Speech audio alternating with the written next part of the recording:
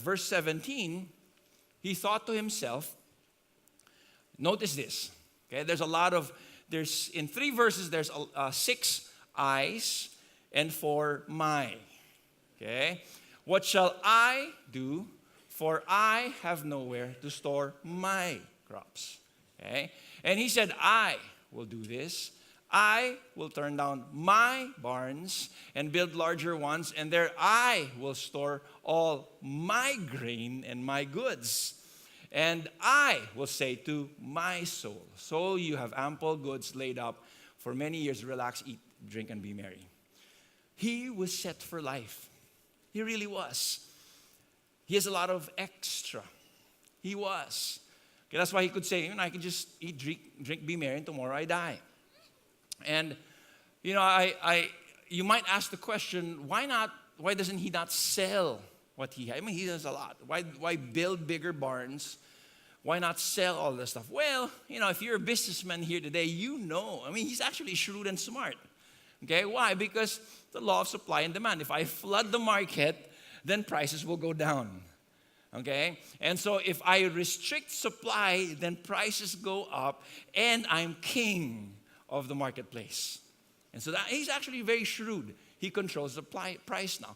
Verse 20, the Bible says, but God said to him, fool, this night your soul is required of you, and the things you have prepared, whose will they be?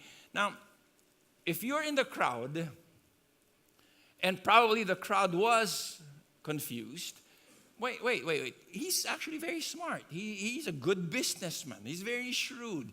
It's not a bad thing to do this.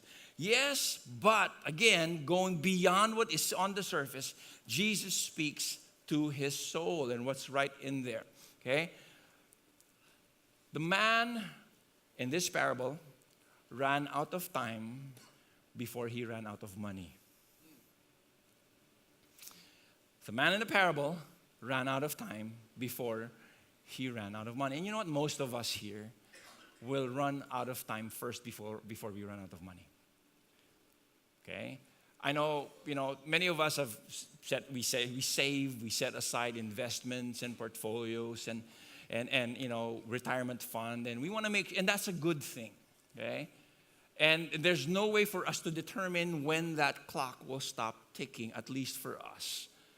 This man ran out of time before he ran out of money. Okay? And then the question was this, and the things you have prepared, whose will they be? Okay? Who will get your extra? The one that you've kept for yourself, whose will they be? It's going to be somebody else's. This is the materialist's nightmare. Somebody will get my money. Okay?